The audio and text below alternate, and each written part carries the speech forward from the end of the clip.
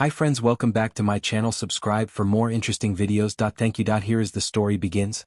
Under the fractured light of a dying star, Captain Elias Ward walked through the crystalline corridors of the Hall of Stars, his reflection bent and distorted in the alien glass. His polished boots made no sound on the luminous floor, but his presence did not go unnoticed. Hundreds of eyes, some compound, some reptilian, others shining like molten metal, followed him as he entered the grand chamber. Ward had stood in this council before, though never had the atmosphere been so charged with unspoken hostility. He adjusted the collar of his uniform, its blue fabric sharp against the shadowed colors of alien silks and scales. Humanity's flag was stitched onto his sleeve, a reminder of why he had come, to ensure peace or at least prevent war. Yet as he looked across the circle of seats where the elder species of the galaxy convened, unease stirred within him. Ward had spent a lifetime navigating between diplomacy and military service. He had fought in the trenches of Mars during the resource conflicts, then trained under alien tacticians as part of Earth's first admission into the Council's Defense Academy. No man alive understood the duality of war and peace as he did. Yet even with all that experience, he could feel the tremors of betrayal before the words were spoken. The Council was not merely restless. They were sharpening their claws.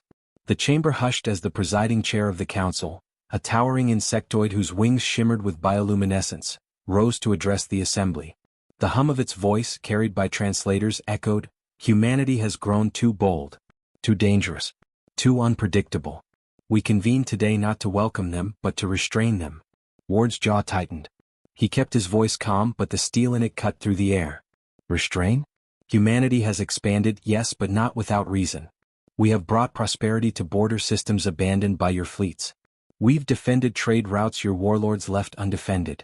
You call us dangerous for surviving where you would not dare step. The delegates murmured, some voices sharp with contempt, others uneasy. A reptilian dignitary hissed, its long tongue flicking in disdain. You multiply faster than regulation permits. You terraform without permission. And your weapons, your innovations, threaten the balance we have maintained for millennia. Ward studied the assembly. He could read their fear as clearly as he could read a tactical map. Humanity was not hated for crimes but for potential, for daring to rival them in ingenuity and courage. He thought of Earth, of the teeming cities that had clawed their way from ruins into skylines of steel and glass, of colonies carved into frozen moons, of miners who bled in the void so humanity could build starships faster than anyone thought possible. These aliens feared them because they had witnessed something the Council could not comprehend, the refusal of humanity to break. Ward's gaze caught that of President Marcus Hale, who appeared only as a shimmering projection seated behind the human delegate station. Hale's weathered face betrayed nothing, but his presence was a warning. Every word Elias spoke now was not just his own, it was the voice of Earth. "I know what this is," Ward said, lowering his tone, forcing silence across the chamber. "You're not discussing restrictions. You're drafting a sentence. You want to cripple humanity before we can stand as equals among you. Do not disguise cowardice as order." Gasps reverberated.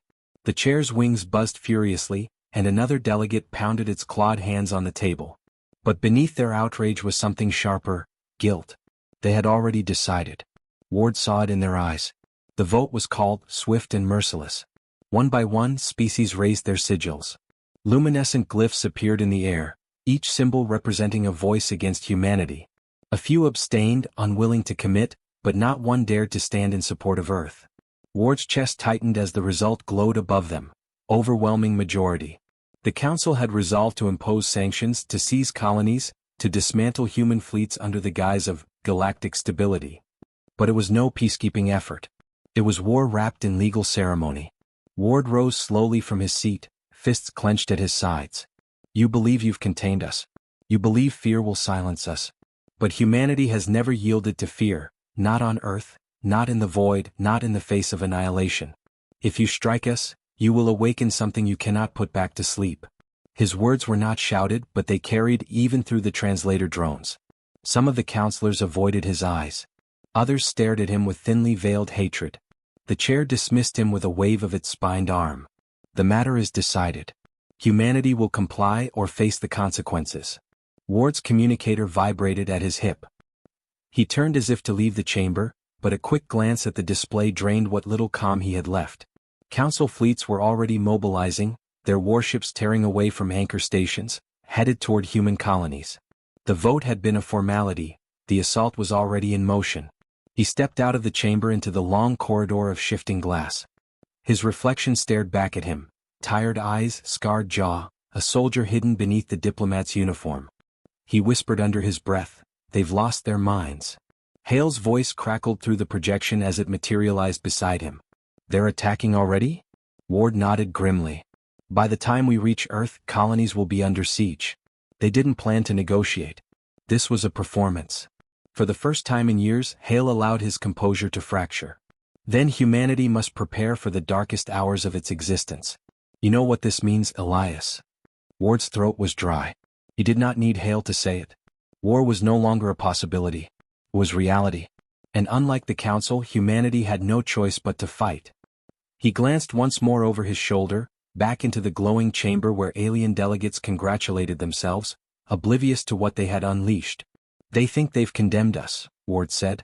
"But they've condemned themselves." The corridor stretched ahead, a river of light leading toward the waiting shuttle that would carry him back to his ship. As he walked, Ward felt the old instincts of a soldier rise, burning away the careful veneer of diplomacy. Humanity had been betrayed, cornered, and underestimated. The Council's decision would be remembered as the spark that lit a fire across the stars. Elias Ward straightened his shoulders and stepped onto the shuttle. He no longer carried the weight of speeches and treaties. He carried the burden of survival, and in that burden, he carried humanity's fury. The shuttle's engines flared, pulling away from the Hall of Stars. In the distance, alien fleets shimmered against the void, their guns already turned toward Earth's colonies. Ward closed his eyes, steadying his resolve. There would be no turning back. The first blows had already been struck, and the Council had shown its hand. The war for humanity's existence had begun.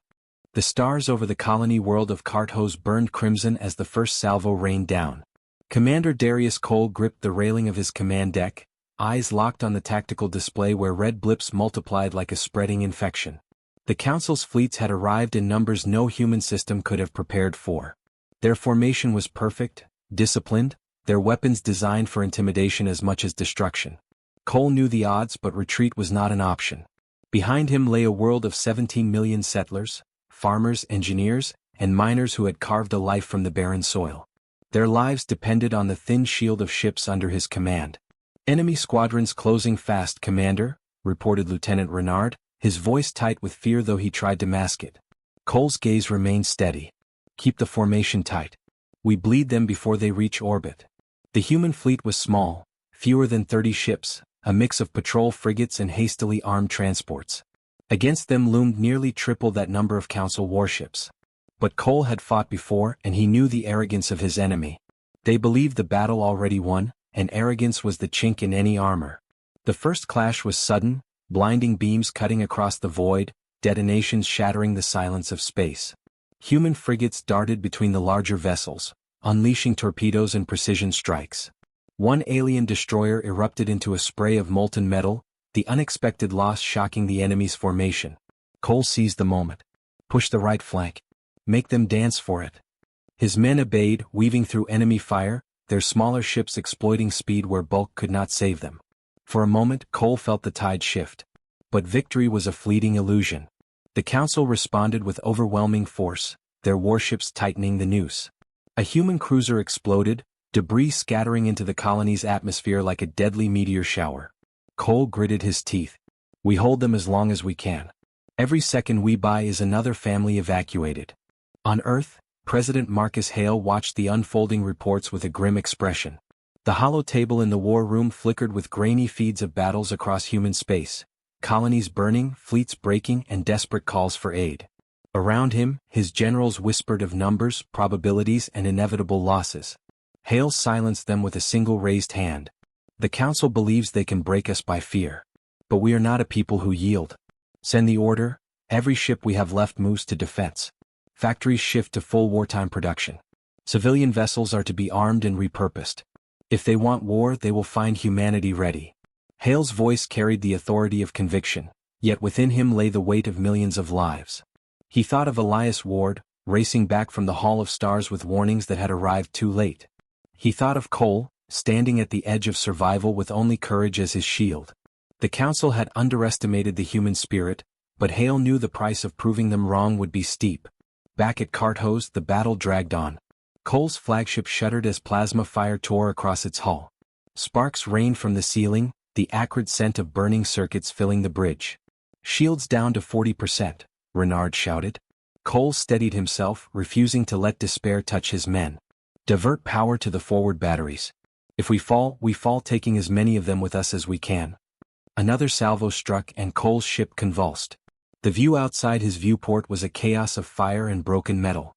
Yet even in that chaos he saw the courage of his people. Frigates ramming larger vessels to cripple them, pilots making suicide runs to protect evacuation shuttles. Humanity was bleeding, but it was not bending. Then came the moment that broke him. A massive council carrier unleashed a barrage against the colony itself. Explosions rippled across the surface, entire districts vaporized in a sea of fire. Cole's knuckles turned white on the railing. 17 million souls, and already millions were gone. His comm crackled with screams from ground command, then silence. Rage burned through him, sharper than grief. "All ships converge on that carrier. Make them pay." His battered fleet responded with defiance, surging forward in a suicidal charge. Torpedoes slammed into the carrier's hull, ripping open its hangar bays. Fighters spilled into the void, colliding in a frenzy of fire and steel. Cole's own ship plunged through the chaos, cannons blazing. When the carrier finally erupted into a colossal fireball, cheers erupted across what remained of the fleet. But Cole felt no triumph. The colony was lost. "Commander, evacuation is collapsing, we can't save them all," Renard whispered, eyes wet with despair. Cole's voice was iron. "We save who we can.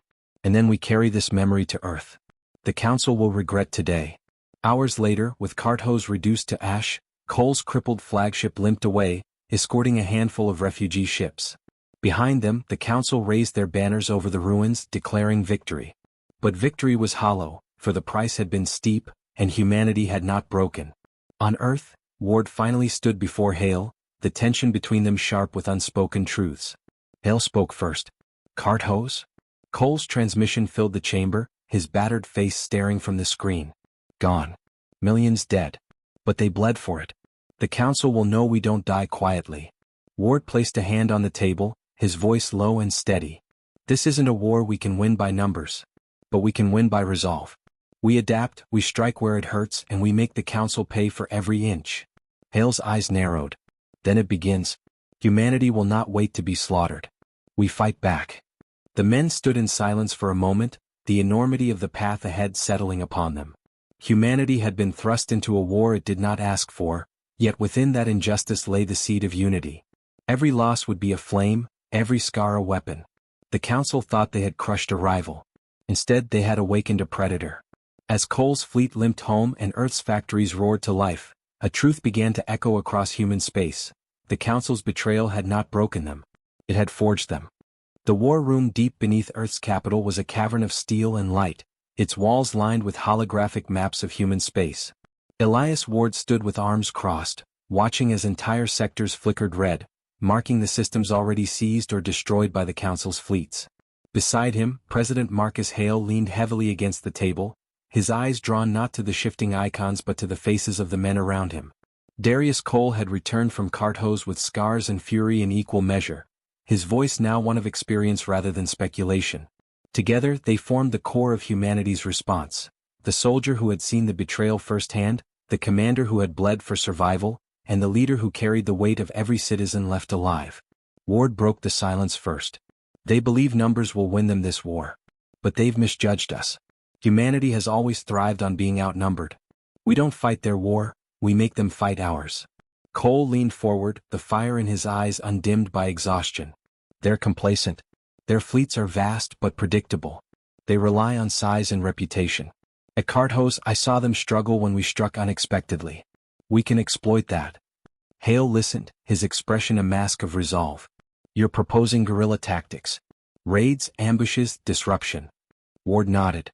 "We can't match them ship for ship, but we can bleed them in places they believe themselves safe. Hit their supply lines, cripple their infrastructure, force them into battles where their strength means nothing." Cole's lips curled into the faintest shadow of a grin. "We take the fight out of their grand chambers and into the shadows of space. Let them chase us. Let them learn fear." The strategy took form over hours, every detail debated and refined. Small, mobile fleets would scatter across the stars, striking at depots, convoys, and outposts. Every victory, no matter how small, would echo louder than defeat, proving humanity was not a cornered animal but a predator baring its teeth. The first mission fell to Cole. His battered fleet was repaired with what little Earth could spare, bolstered by newly armed civilian freighters refitted for war. Their target was a Council fuel depot orbiting a gas giant in neutral space, a station the enemy believed untouchable. The mission was simple in theory: strike fast, destroy the reserves, and vanish before reinforcements could arrive. But Cole knew nothing in war was ever simple. The operation unfolded under the shadow of the giant storms. Human ships drifted from the cover of the planet's rings, their hulls reflecting the violent colors of swirling gases. Cole stood on his bridge, silent but unyielding, his crew awaiting the signal. When his hand dropped, torpedoes streaked forward, slamming into the depot's shields with a thunderous bloom of fire. The Council defenders scrambled, but the human fleet moved like a blade. Smaller, faster, they darted through the chaos, striking at weak points with ruthless precision. Cole's flagship delivered the final blow, a barrage that ruptured the depot's core. Flames lit the void as the station tore apart, shockwaves scattering wreckage into the storm below. For the first time since Carthos, Cole allowed himself to breathe. The mission had succeeded. Across the galaxy, news of the raid spread faster than the Council could suppress it. To humanity, it was proof that survival was possible. To the Council, it was humiliation. The chamber of the Hall of Stars seethed with outrage as alien delegates demanded harsher measures, furious that primitive humans had struck at them with impunity. Yet beneath the fury was something far more dangerous: fear. Back on Earth, Hale seized the moment. Standing before cameras that broadcast across every colony and settlement, he delivered a message that would echo through generations. The Council believes they can dictate who we are, that they can erase us with fire and arrogance. But humanity does not vanish. Humanity endures. Humanity fights. Let every world hear me: we will not bow. We will not surrender. Humanity stands. His words spread beyond human systems, intercepted by neutral and even hostile species. Some dismissed it as bravado, but others listened. Among smaller civilizations long oppressed by the Council, whispers began. If humanity could defy the Council and survive, perhaps others could as well. Ward, ever the strategist, recognized the shift. He spoke to Hale and Cole in private. Every victory we claim is more than military, it's symbolic. We're not just fighting for Earth anymore. We're showing the galaxy that the Council is not invincible. That truth will shake them more than any torpedo. Cole, still haunted by the loss of Carthos, found new purpose in those words. He led raid after raid, each one a scar carved into the Council's pride. Convoys vanished, depots burned, and stations went dark. His men fought with the desperation of the damned, yet their defiance became legend. Where once humanity was dismissed as reckless upstarts, now the Council whispered of them as a threat that grew more dangerous with every breath. The Council's response was inevitable. Their fleets no longer moved methodically. They lashed out with fury, sending armadas into human space to crush resistance once and for all. In the Hall of Stars, alien voices rose in panic. The humans were not breaking. They were adapting. And adaptation, more than numbers, was the weapon the Council feared. Ward studied the shifting tide with grim satisfaction. They're escalating, he told Hale. And when they escalate, they expose themselves. The more they send against us, the weaker their grip on the rest of the galaxy becomes. This war won't just be fought with guns. It will be fought with patience and precision. Hale nodded, though the weight of his position pressed heavier with every passing day. But when they bring everything against us, Elias, it won't be patience that saves us. It will be resolve. The resolve was soon tested. Intelligence revealed that the Council, enraged by their losses, was preparing a massive, coordinated strike not against colonies or fleets, but against Earth itself. The thought alone chilled every man who heard it. Humanity's cradle, its heart, its symbol, it would be their ultimate target. Ward's voice carried no hesitation. If they come to Earth, it will not be another Carthos. It will be their undoing. They believe they can frighten us into submission. Let them come. We will show them what it means to face humanity in its home. Cole's fists tightened, his expression fierce. Let them bring their armadas. We'll drag them into the fire and break them there. Hale looked between them, understanding the stakes as clearly as they did. Then we prepare. Every ship, every soldier, every resource. Earth will not fall. And if they believe otherwise, the council will finally learn the price of underestimating us. The men stood in silence, bound by the knowledge of what was to come. The council had struck first, confident of easy victory. Now humanity stood bloodied but unbroken, ready to defend the one world they could not afford to lose. Beyond the stars, the council's fleets gathered, an armada vast enough to darken the heavens. And on Earth, humanity steeled itself, forging weapons and courage in equal measure. The final confrontation loomed, inevitable as the dawn. The skies above Earth blazed with the fire of descending warships, the largest armada ever assembled in recorded history. From orbit, their silhouettes stretched across the heavens, eclipsing the sun itself. On the ground, billions watched from rooftops and bunkers, hearts pounding with the knowledge that this was not a skirmish, not a distant colony, but the final judgment of humanity. If Earth fell, so would every hope they carried. In the command bunker buried beneath the Capitol, President Marcus Hale stood at the central console, his face pale but unyielding. Every screen displayed chaos, enemy fleets tightening around the planet, human defenses stretching to breaking. He looked at Elias Ward, who stood beside him like a steel statue, his eyes locked on the incoming storm. Across the chamber, Darius Cole's scarred features flickered on a hollow feed from the bridge of his flagship. Each man bore the weight of history, and each man knew this battle would either forge humanity's future or consign it to ash. Ward's voice was quiet but absolute. They've committed everything. If we hold here, we break them. If we falter, there is nothing left. Cole's mouth curved into a grim smile. Then we don't falter. The Aegis fleet rose to meet the storm. Thousands of ships, warships, converted freighters, even armed civilian craft, formed a desperate line across Earth's orbit. Engines blazed, weapons locked, crews braced themselves for the most desperate struggle of their lives. When the council's opening volley struck, the void erupted in brilliance, a storm of plasma and fire that shattered dozens of human ships instantly. But the survivors did not scatter. They advanced. Cole's fleet drove straight into the heart of the enemy formation, smaller ships weaving through the colossal armada, striking like hornets against a beast too large to defend every wound. His orders were sharp, precise, his instincts honed by every desperate fight since Carthos. Target their command relays. Blind them. Make them fight in the dark. Ward coordinated from the central defense platform orbiting Earth, his strategies unfolding like a chess game against a foe too arrogant to anticipate their subtlety.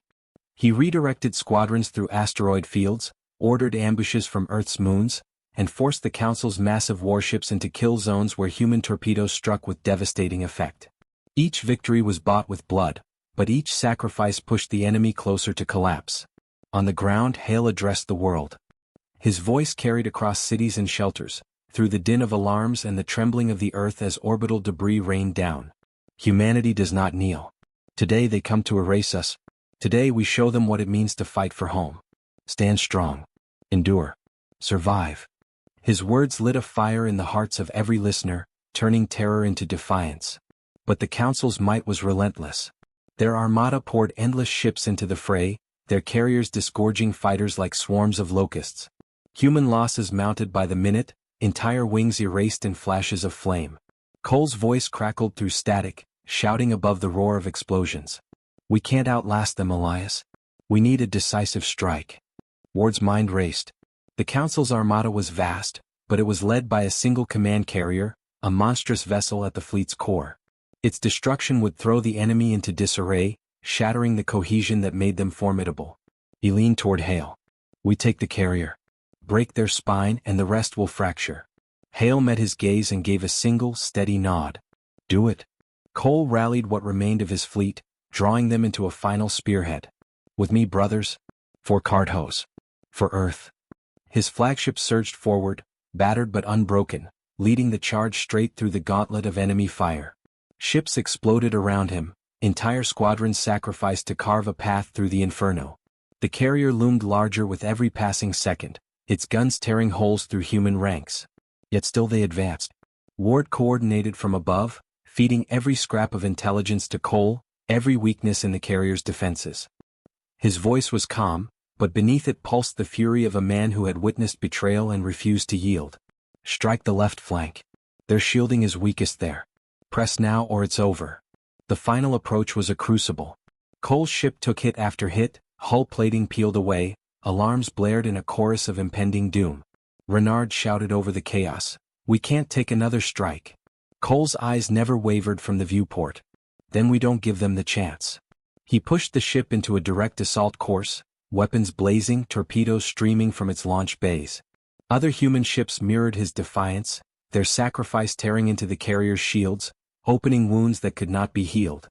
The carrier's core erupted in a blinding explosion, shockwaves tearing across the battlefield.